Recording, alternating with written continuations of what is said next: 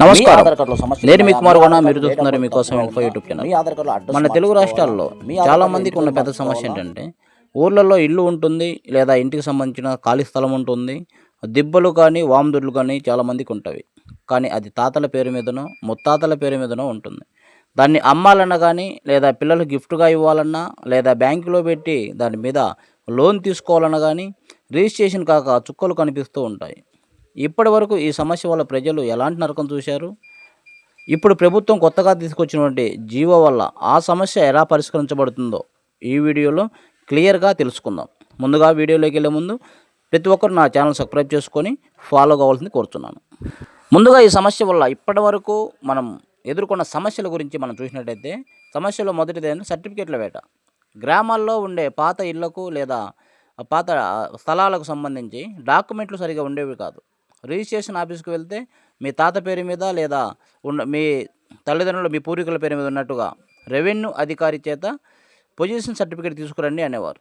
ఆ సర్టిఫికేట్ కోసం ఆఫీసుల చుట్టూ, విఆర్ఓ గారి చుట్టూ, తహసీల్దార్ చుట్టూ నెలల తరబడి తిరగాల్సి వచ్చేది. రెండవ సమస్య ఏంటంటే, ఆ పొజిషన్ సర్టిఫికేట్ కోసం అధికారుల చుట్టూ తిరిగి అలసిపోయిన తర్వాత మధ్యవర్తి ఒకరు వచ్చి లంచాల వేధింపులు ఎక్కువయ్యేటివి.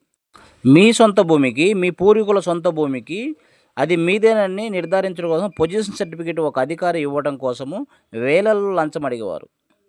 ఆ సర్టిఫికేట్ లేకపోతే మనకు రిజిస్ట్రేషన్ కాదు, అమ్మకానికి కానీ లోన్ తీసుకునే అవకాశం లేదు. కాబట్టి తప్పని పరిస్థితుల్లో లంచాలు ఇచ్చి పని చేసుకునే పరిస్థితి ఏర్పడేది. ఇక మూడో సమస్య చూసినట్టయితే పెండింగ్ రిజిస్ట్రేషన్లు. సరైన ఆధారాలు లేవని, పొజిషన్ సర్టిఫికేట్ లేదని సబ్ రిజిస్టర్ ఆఫీసులో మీ అప్లికేషన్ రిజెక్ట్ చేసేవారు.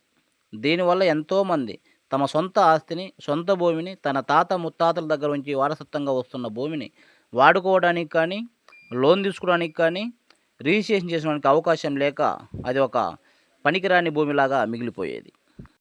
ఇలాంటి అన్ని సమస్యలకు చెక్ పెడుతూ ప్రభుత్వం ఒక కొత్త జీవోను తీసుకురావడం జరిగింది. ఆ జీవో వల్ల ఎలాంటి ఉపయోగాలు ఉన్నవి, మన యొక్క సొంత భూమిని ఏ విధంగా రిజిస్ట్రేషన్ చేసుకోవచ్చు, మనం ఏ విధంగా అనుభవించవచ్చు, అమ్ముకోవడానికి కానీ లోన్ తీసుకోవడానికి కానీ ఏ విధంగా రిజిస్ట్రేషన్ చేసుకోవాలో అనే దాని గురించి ఒక కొత్త జీవో తీసుకురావడం జరిగింది. ఆ జీవో ఒక వివరాలు మనం చూద్దాం. ఈ కొత్త జీవో వల్ల వచ్చే ఉపయోగం మొదటిది ఏంటంటే సెల్ఫ్ డిక్లరేషన్ పవర్.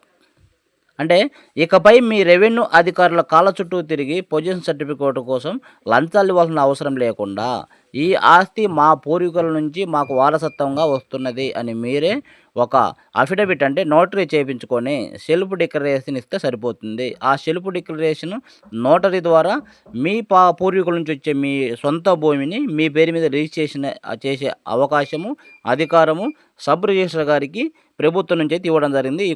ఈ జీవో వల్ల మొట్టమొదటి ఉపయోగం ఇది. రిజిస్ట్రేషన్కు గ్రీన్ సిగ్నల్ ఆదేశాలు జారీ. ఇలా సెల్ఫ్ డిక్లరేషన్ ఇచ్చిన వెంటనే సబ్ రిజిస్టర్ ఆస్తిని రిజిస్ట్రేషన్ చేయాలి. ఎట్టి పరిస్థితుల్లో రెవెన్యూ సర్టిఫికేట్ కావాలని, పొజిషన్ సర్టిఫికేట్ కావాలని బాధితుల మీద ఒత్తిడి చేయడానికి అవకాశం లేదు అని ప్రభుత్వం అయితే సబ్ రిజిస్టర్ గారికి స్పష్టమైన ఆదేశాలు ఇవ్వడం జరిగింది. ఈ కొత్త జీవో ద్వారా కేవలం మీ ఆధార్ కార్డు మరియు బయోమెట్రిక్ ద్వారా మీ వివరాలను ధృవీకరించి రిజిస్ట్రేషన్ పూర్తి చేయాల్సిన బాధ్యత సబ్ రిజిస్టర్ గారికి చేయవలసిందిగా ప్రభుత్వం నుంచి అయితే ఆదేశాలు జారీ చేయడం జరిగింది. ఒకవేళ మీరు ఆ స్థలానికి సంబంధించి ఎప్పుడైనా కానీ ప్రభుత్వానికి ప్రాపర్టీ ట్యాక్స్ అంటే పన్ను కట్టినట్లయితే దానికి సంబంధించి రసీదు మీ దగ్గర ఉండైతే ఇది బలమైన ఆధారంగా చూపించి కూడా మనము పొజిషన్ సర్టిఫికేట్ లేకపోయినా కానీ రిజిస్ట్రేషన్ చేసుకునే అవకాశం ఉంది. అయితే ఒక ముఖ్యమైన విషయం గుర్తుంచుకోవాలి. ప్రభుత్వం మనకు వెసులుబాటు ఇచ్చింది కదా అని తప్పుడు పత్రాలను సృష్టించి ఒకవేళ తప్పుడు డిక్లరేషన్ ఇస్తే ప్రభుత్వం మీ పైన క్రిమినల్ కేసులు పెడుతుంది. ఆ ఆస్తి కేవలం మీదే అయి ఉండాలి. పక్కవారి స్థలాలను కలిపే ప్రయత్నం చేయకండి. ఆక్రమించి స్వాధీనం చేసుకునే ప్రయత్నం చేసిన వారి మీద చట్ట ప్రకారం క్రిమినల్ కేసులు అయితే చేయడం జరుగుతుంది. నిషేధిత జాబితా అంటే 22A ఉన్న భూములకు ఈ రూల్ వర్తించదు. అధికారుల చుట్టూ తిరిగే రోజులు పోయాయి. అడిగే హక్కు, సాధించుకునే శక్తి మీకే ఉంది. చట్టంపైకి అవగాహన పెంచుకోండి, మీ ఆస్తులను రక్షించుకోండి. మొత్తానికి సామాన్య ప్రజలకు తమ ఆస్తిపై పూర్తి హక్కు కల్పించాలనే ఉద్దేశంతో ప్రభుత్వం ఈ యొక్క జీవో తీసుకురావడం జరిగింది. ఈ సమాచారం మీ ఊర్లో ఇంకా చాలామందికి తెలియదు. ఈ వీడియోని వాట్సాప్ గ్రూపుల్లో షేర్ చేయండి, వారికి సహాయం చేయండి. తెలియని వారికి మీకు తెలిసిన విషయం తెలియపరచడం కోసం ఈ వీడియోని ప్రతి ఒక్కరికి షేర్ చేయండి.